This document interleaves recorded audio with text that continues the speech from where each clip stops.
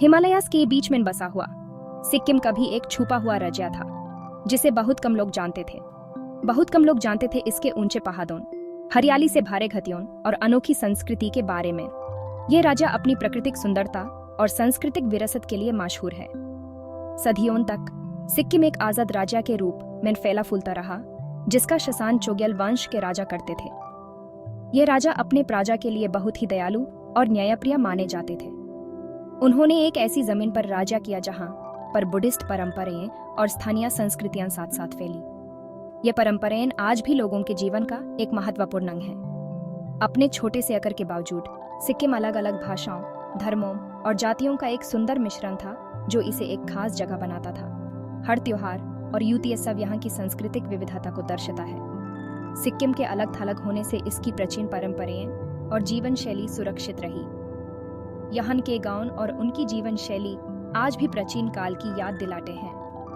पहाड़ों पर बिखरे हुए हीरों की तरह मोनास्ट्री ज्ञान और आध्यात्मिकता के केंद्र बन गए। ये मोनास्ट्रीज यहाँ के लोगों के जीवन में एक महत्वपूर्ण स्थान रखती हैं। चोग्याल, जो राजनीतिक और धार्मिक दोनों प्रकार के नेता माने जाते थे, अपने राज्य में अलग अलग समुदायों के बीच में सामंजस्यता बनाए रखने के लिए काम करते थे।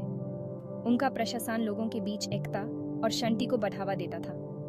हालांकि ये शांत वातावरण हमेशा के लिए नहीं रह सका। समय के साथ राज्य में भी परिवर्तन आने लगे। जैसे जैसे बाहर की दुनिया बदलती गई, सिक्किम को नई चुनौतियों और मौके का सामना करना पड़ा, जिसे उसका भाग्य हमेशा के लिए बदल गया। आधुनिकीकरण और विकास ने यहाँ के जीवन को प्रभावित किया।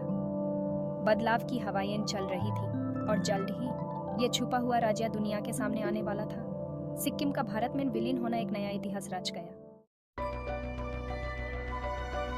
20वीं सदी के मध्य तक सिक्किम का अलग थलग रहना मुश्किल होता जा रहा था। यह छोटा सा राज्य अपने अस्तित्व और पहचान को लेकर चिंतित था।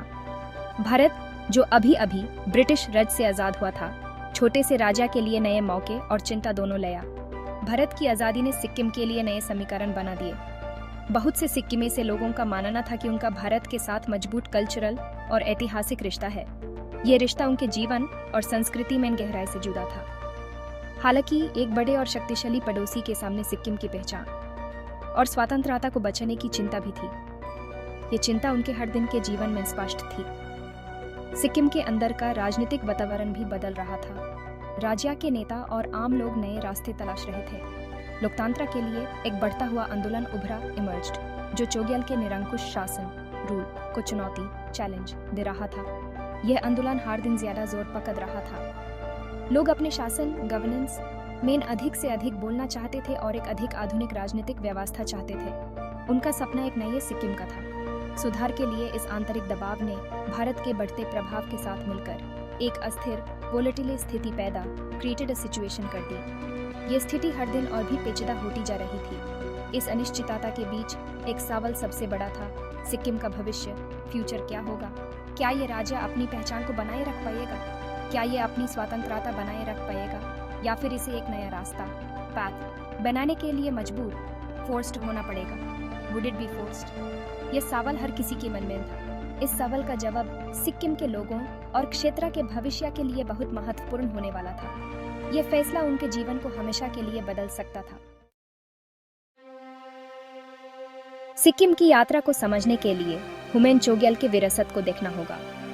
यह विरासत सिर्फ एक राज्य के इतिहास का हिस्सा नहीं, बल्कि एक सामाजिक और सांस्कृतिक कहानी भी है।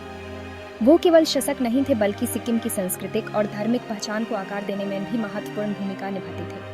उन्होंने अपने प्रशासन के माध्यम से लोगों के जीवन में एक नया रोशनी डाली। चोग्याल बुद्धिज्म के संरक्षक थे और अनेक मोनास्ट्री उनके समर्थन के कारण ही अस्तित्व में है। ये मोनास्ट्रीज आज भी सिक्किम के धार्मिक जीवन का एक महत्वपूर्ण हिस्सा है। उन्होंने सिक्किम में नेपाली, भूतिया और लेप्चा परंपराएं के अनोखे मिश्रण को बचाने के लिए भी काम किया। यह मिश्रण सिक्किम की एकता और अनेकता का प्रतीक है। एक प्रमुख व्यक्ति थे पाल्डन थोंडप नमग्याल, सिक्किम के अंतिम चोग्याल। उनका शासन एक ऐसे समय में था जब सिक्किम कई चुनौतियों का सामना कर रहा था। वो 1963 में गढ़ी पर गए थे।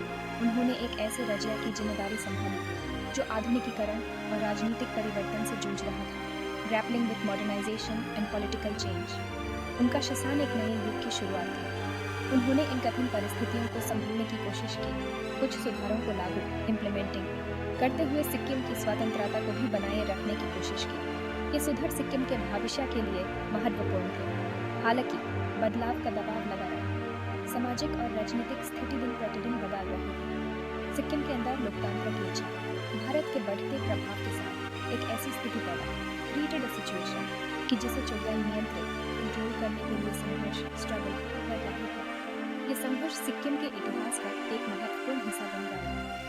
सिक्किम के इतिहास में एक महत्वपूर्ण पल आने वाला था जो हमेशा के लिए उसका भविष्य फ्यूचर पर डिटरमिन करेगा। ये पल सिक्किम को एक नए दौर में ले जाने वाला था जहां उसकी पहचान और भविष्य दोनों ही नए रूप में उभर कर आएंगे।